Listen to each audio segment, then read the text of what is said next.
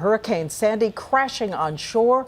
Winds now at 90 miles per hour. And this storm is so big, so vast, 60 million Americans will feel its power. Tonight, our extreme weather team is all over the storm zone, ready to report. So let's go straight to ABC's meteorologist Ginger Z, who is right in the bullseye as the storm is hitting the shore now in Atlantic City, New Jersey. Ginger. We're essentially inside the storm, Diane. It is just to our south, and we're easily getting into some of the worst gusts, 60 to even 74 miles per hour, that threshold of hurricane force, one of the worst storms that has ever hit Atlantic City. This city is basically underwater. Water from the ocean, water from the bays, it is everywhere. This is the storm that we forecasted, and then some. It is chaos along the Jersey Shore. The superstorm battering the barrier islands. In the crosshairs, Atlantic City. The road into this seafront town is completely submerged. Damage started early. Massive chunks of boardwalk littering the streets. Street after avenue after cul-de-sac, inundated. So we just picked one, Blaine Street, and started knocking on doors. Made arrangements with our upstairs neighbors in case the water starts coming up into our house to go ahead and go upstairs. And we've got our kids. We're just going to snuggle in a ball and hope for the best. Once the surge peaks, at high tide, waves at the shore could grow to 20 feet. Out at sea, up to 40 feet. You gotta take a look at this. All the winds have picked up, and this is what happens. Debris like pieces of the boardwalk have come for 3 blocks. That's the ocean back there. Huge waves crashing up and over. Did you see that one? Pushing ocean water. The storm is on top of us right now. And it's only going to get worse during the next high tide.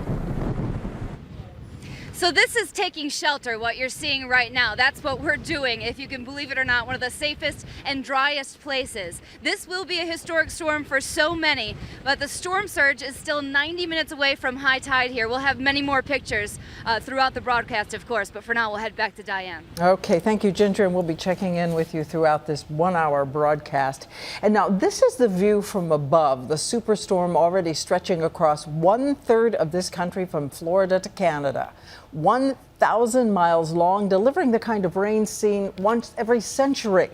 The flooding waters rising for hours to come, as Ginger said, and ABC's weather editor Sam Champion is reporting now from Lower Manhattan, also about to be hit. Sam? Yes, and Diane, I'm standing in water. New York Harbor is actually over the edge here, and we're standing in it. This is, by the way, driftwood that just washed up. Now, you know, before I came to ABC News, I covered New York weather for 25 years. I have never seen water in Lower Manhattan. There is water now on the streets in Lower Manhattan. Let's show you where this storm, by the way, is going to make its move once it's now on shore. But follow this, and it's very difficult to see where the center of the storm is, but it's practically right on that Jersey shoreline. But then this storm continues to be a problem even once it's on shore, kind of stepping into that Pennsylvania border by the time we get to Tuesday. Then spends Tuesday, almost all day Tuesday, in Pennsylvania. Then Wednesday, almost all day Wednesday into Thursday in western New York State. Each one of those areas will have tropical storm force wind gusts and still some heavy rain and flooding to be delivered with this storm. And it was an amazing little surprise that Sandy had in store for us when at the very last minute, almost like sprinting for the finish line, Sandy made a motion straight for the Jersey shoreline, almost doubling its speed. The East Coast is being pummeled with the power of a record-breaking superstorm. Oh my God, it's washing everything away! 90-mile-per-hour winds, driving rain, record-breaking high tides, and rough surf lashed the coastline as the storm made landfall in southern New Jersey. The mid-Atlantic and southern New England shores hit hard by flooding. Water lapping at the doors and sea foam piled up high on the boardwalk in Seaside Heights. In New York City, a construction crane buckled, dangling in high winds and raising the concern of other construction sites. The governor closed bridges, tunnels, and doubled the number of National Guard troops deployed. North Carolina has been pounded by Sandy for over 50 hours. Roads have been washed away, and this house in Rodanthe swept into pieces. Throughout the day, Sandy was breaking records and had one big surprise, doubling its speed and barreling toward the shore faster than anyone expected. Up and down the East Coast, residents were warned to stay home and take mandatory evacuation orders for low-lying areas seriously. This is not a time to be stupid. This is a time to try to save yourself and your family. Public transportation for over 12 million people was shut down in New York, Philadelphia, and Washington, D.C. And concerns don't ease after Sandy's landfall. More than 1 million people in 11 states are already without power, and as many as 10 million may lose electricity as the storm pushes inland.